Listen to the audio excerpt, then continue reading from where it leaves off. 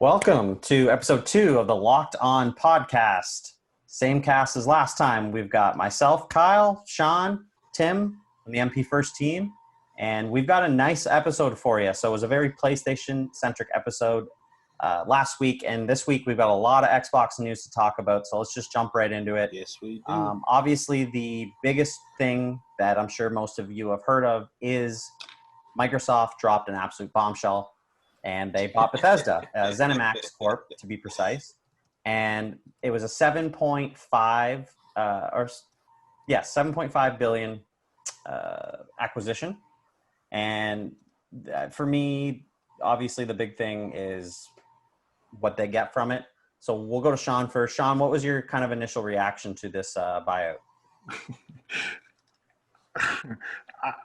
It was the first thing I saw when I woke up in the morning, and I just could not believe it. I just kept scrolling over and over. I was like, is this real? No one's ever going to be prepared for something like that, to wake up one day and one of the console manufacturers purchased an entire company publishing arm with all their studios. You're just not prepared for that. And they're not small studios. They're big, massive. Wow. Yeah, exactly. And Tim, if I can ask you this question, out of everything that we saw Microsoft buy, what do you think is going to be the most sought after or most precious IP that they purchased? Oh, Elder Scrolls. Easily. I mean, Starfield, everyone's excited for Starfield, but no one quite knows what that is yet. But the Elder Scrolls 6, whatever they subtitle that, and whenever that comes out, in a decade or something, that's going to be the big one. I mean, Skyrim has been sold on every console since it was released. There's no way that Elder Scrolls 6 isn't a massive game when it drops. So I think that's definitely the one that's going to be the biggest impact on their portfolio. For sure. I 100% agree. I 100% agree with you there. And just to kind of go over what they're getting in terms of IPs, we've got Elder Scrolls, like you mentioned. You've got Fallout, Doom, Starfield, Prey, Evil Within, Wolfenstein, Dishonored. And those are just the big ones. There's a ton of little indie games out there that are being produced by this studio.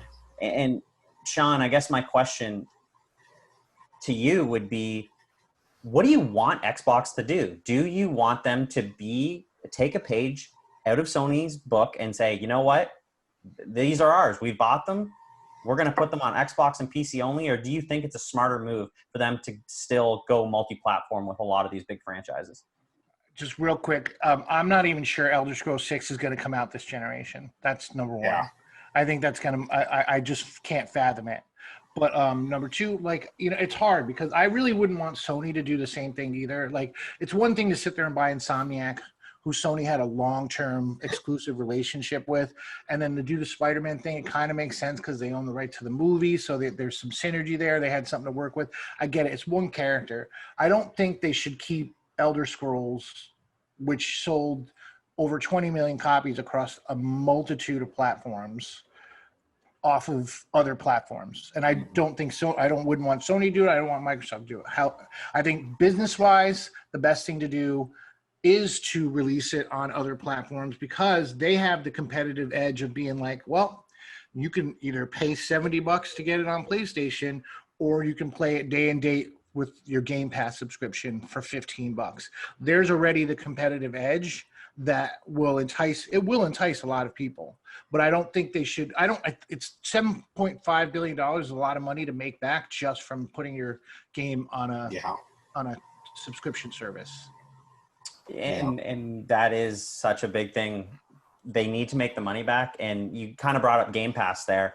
And it really does just make Game Pass even all that more appetizing. And Tim, as you know, if someone out there, if someone's usually would walk in and buy only the PS5, do you think they're looking at this Game Pass and this $299 Xbox and saying, you know what? A month or two down the road, that seems pretty nice to have sitting next to my PS5.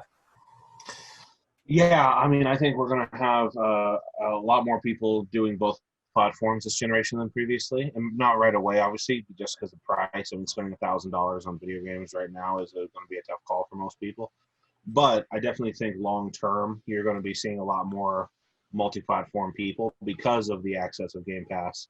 But I think that it will come through the Series S more so than the Series X. That's for the hardcore Xbox fans. That's for the people who care about that platform specifically.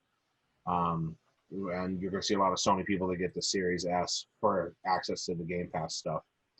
And I think that moving forward, I think I could perceive a situation where Microsoft puts the huge games like Elder Scrolls, those are still multi-platform, but then like Wolfenstein 3 maybe would be an exclusive.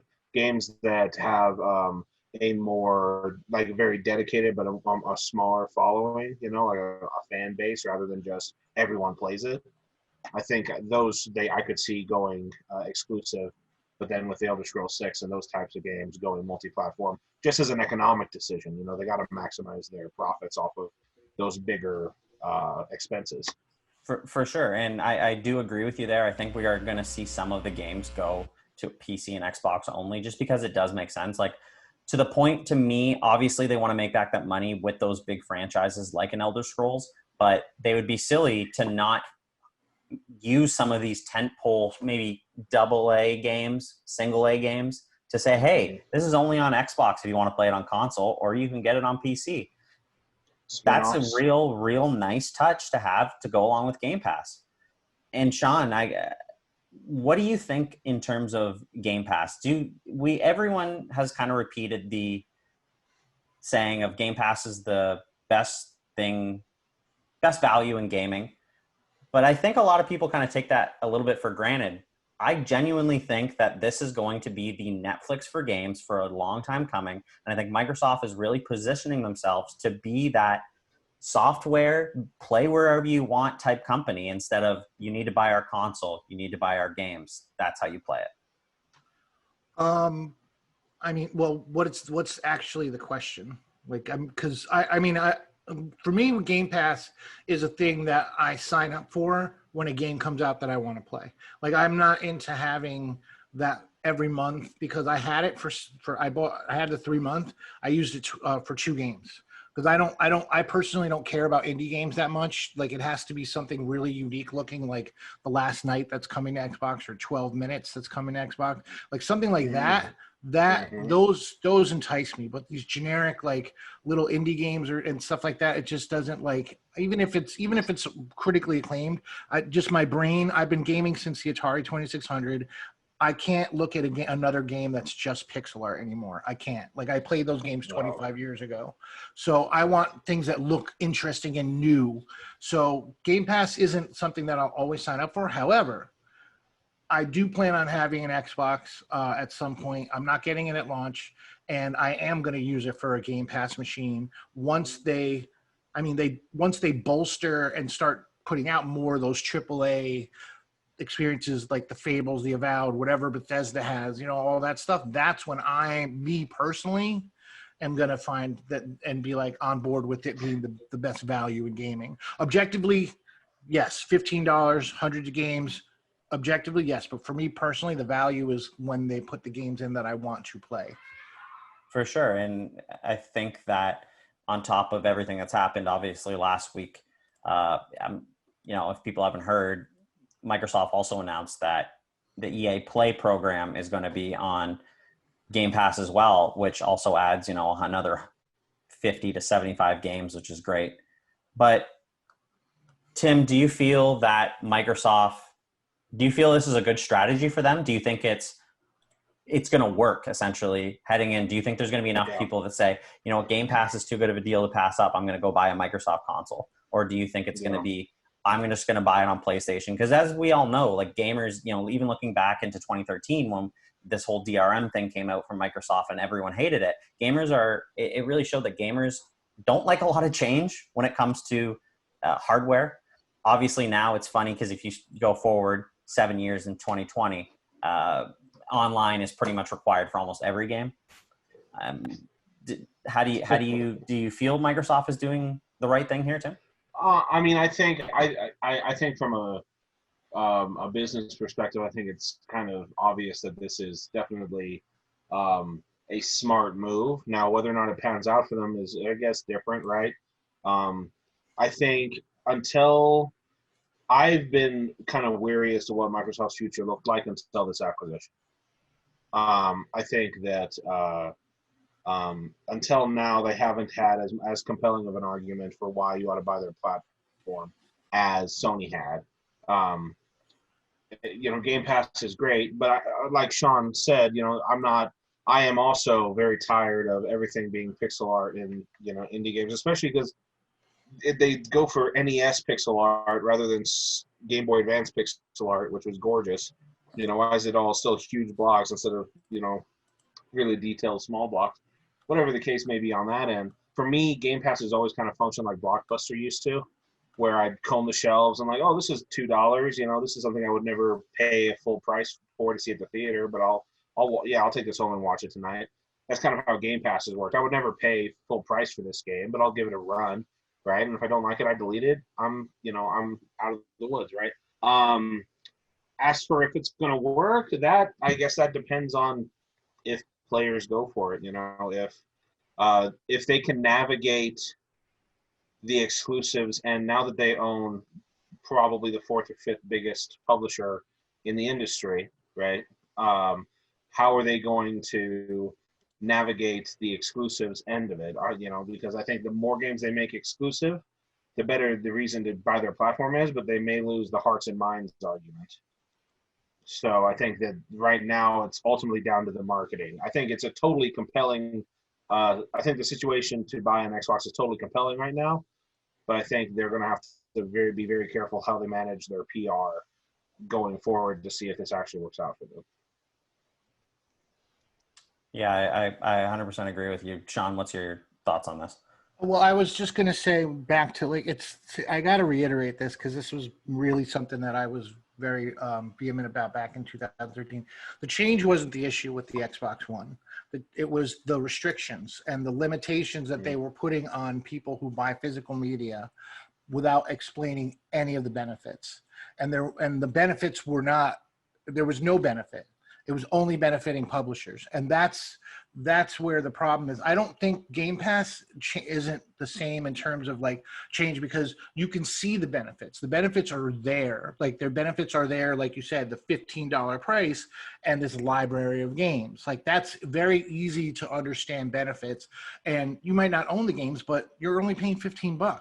That's a lot. That's a huge reason why people push back on the Series X, is because games cost a lot of money, and you want to be able to sell those games back. You want to be able to buy used. I want to be able to trade with my friends. Those kind of things that mitigate the expense of gaming.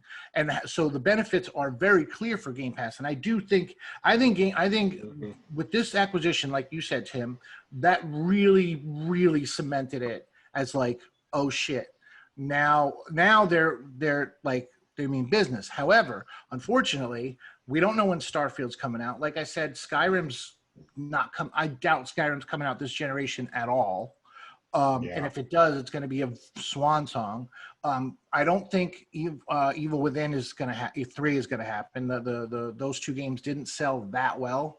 Wolfenstein's a possibility. We'll see what happens with Deathloop and Ghostwire, with them being PS5 exclusives for however long that's going to be. It's probably a year each. So Doom's at least 3 years out. Yeah, well, yeah, Doom, exactly. A new Doom is out at least 3 years out, going by the thing. So on paper, it's they bought Bethesda, but it's what are these games? When are these games going to come to make it? I need to play them on Xbox. You know what I mean? They bring the back catalog to Game Pass, which is awesome. That's awesome. But in terms of going forward, we're out somebody like me who's going to be shit, I really want to play the next Fallout. You know what I mean? And if that's on Xbox, I'm getting an Xbox. You know what I mean? So but those are really far out. I can't even fathom when the next Fallout's coming out, because of the roadmap they have with Starfield and then Elder Scrolls. You know what I mean?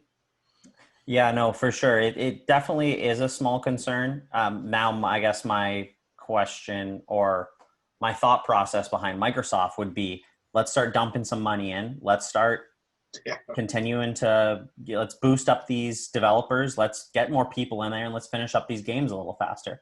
Now, speaking of large purchases, we're going to jump to our next topic here, which is the Xbox SSD. If you want to buy another one, the price came out today.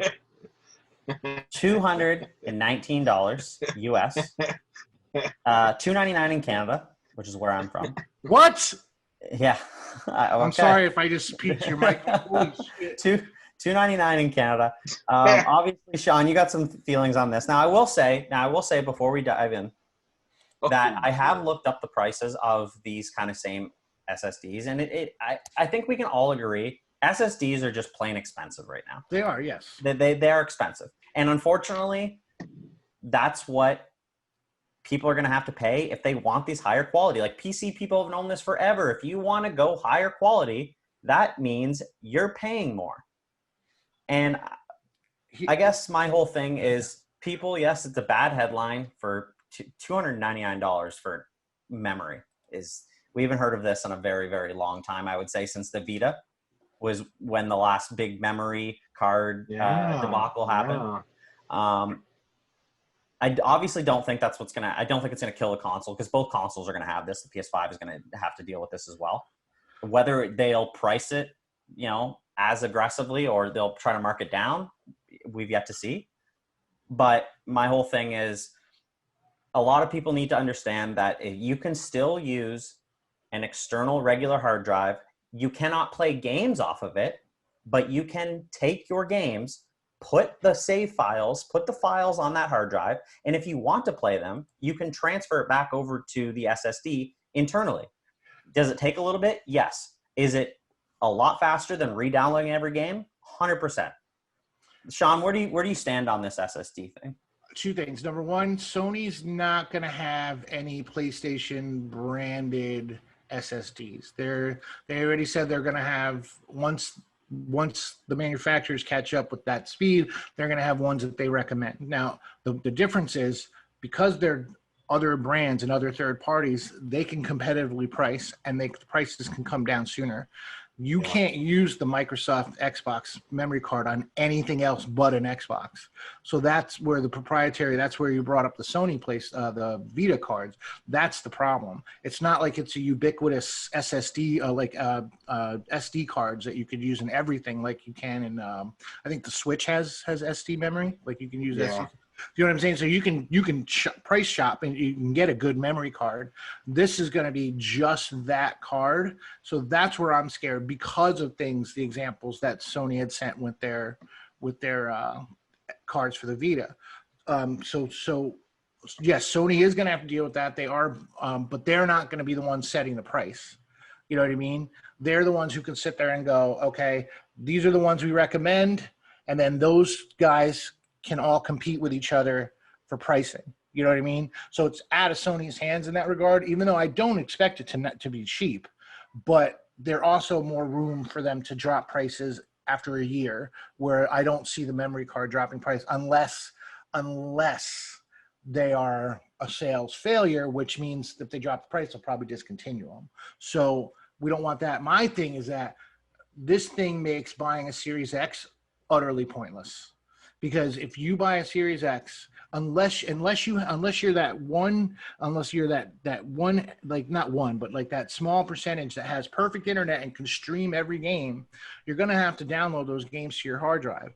And if you want to try a bunch of different games, you're going to have to get this memory card. I know I'm going to touch on the hard drive, the external hard drive, in a second. So that one card just bumps the price up past the cost of the Series X. And that's just for memory. You're not getting any of the bonus performance that you are on the Series X. So it just, to me, it makes it just get the Series X, right? And then the other thing is transferring. The one of the reasons why I game on console and not PC is the ease of use. If I had to start transferring files here and there and everywhere just to try to just so I can play games, that it becomes less appealing to me as as a gamer to sit there and be like, and I feel the same way about PlayStation. Like if I have to keep transferring my files, because they're going to have the same solution where they have the external where you can store games, but it won't play the games. And I'm not, that's just cumbersome. It's not an elegant solution to this. And I mean, I get it, but I just think that's a ridiculous price. I mean, there's certain, like if you can eat costs on hardware, you can eat costs on memory and drop that price. Just drop that price to make it more appealing and less thing. You'll eventually make it up over time by making it affordable and selling more. And that's an excellent point, just because it does feel like an accessory. So obviously with accessories, Microsoft, that's where they make their money. So 100%, I do feel like this is above what they could have given customers, because they know that they're going to end up having to buy them eventually, especially with those people that don't want to fiddle around with the files, because it is cumbersome. And the ease of use of consoles is blatantly obvious to most people. I don't have to deal with half the crap that PC people use, and that's a reason why I game on here. Now, I guess the counterpoint to that is we are going to see the third parties come out for Sony. The issue I have with the third party is you are not guaranteed great. There's no guarantee that it's 100% going to work. I think of it as like a hard drive system, because I remember dealing with hard drives that just didn't work for my Xbox, and you have to think to yourself, you're like, they're third parties. If something happens to them, or my games are on them, or something, because I know SSDs, and maybe you can talk on this, Sean or Tim. Are SSDs a little more less reliable than a regular hard drive, or is it, same kind of quality, same, from what I'm expecting from any other external? To the best of my knowledge, they're way more dependable because there's no moving parts. Okay. Yeah. A hard drive still has a disk spinning in it, whereas a solid state doesn't have anything spinning. Yeah. Well, I guess, Tim, my question I have for you is, if you're someone who cares about running your games fast, what do you think it's going to take to convince you that going out and buying another hard drive is worth the money? I think it ultimately comes down to how many games you play a year, and how much of your time is devoted to gaming and playing games. Yeah, because I think ultimately, like, it's the same question as, well, do I get a bigger screen TV or take a vacation to Ireland, right? Ultimately, it depends on which you're going to get more out of. Yeah, the TV. I've chosen the TV in that very similar scenarios multiple times. But it's that same kind of situation. Like, ultimately, the price and the value may not be the same, right? So it may be super expensive, but if you're somebody who likes to switch between a lot of games and likes to do it quickly, and you put a lot of time into your Xbox, then that price point starts to look more and more attractive. But if you're somebody who only buys all the sports games and Call of Duty every year, then you don't need it, right? And you're, it becomes an exorbitant fee. You might as well just keep 2 or 3 games playable at a time. So I think they're positioning it to be for hardcore players anyway. I don't think that they care that casual players are not going to be that interested in it. I think it is a product they are selling to people who play every night when they get home for 2 or 3 hours and follow the trades and all that stuff. John? So here's the thing. Somebody pointed this out today. The hardcore people who like I mean the quote unquote casual people who play the GTAs or the sports games or the Call of Duty, like those games are still going to get bigger. Yeah. You know what I mean? So they're still going to take up. And now the Series X has a 512 gigabyte, something like that, right? How much of that is taken up by the OS? So that makes that hard drive space smaller. If the new Call of Duty is like, if the last one's anything like that, I know they have to repeat assets, but then they're going to be 4K textures or whatever the case may be. You're just making it just higher poly count, whatever. Yeah. Like all that data, that's going to take up data too. So even those people can't just get by with just having the internal hard drive. Again, on the other, again, I'm speaking strictly on the as the Series S. So they get the Series X. That's when it becomes at least a little bit more manageable. Mm-hmm. For sure. And I guess my last comment on this topic for the hard drives would be, I don't think many people are going to need them at launch.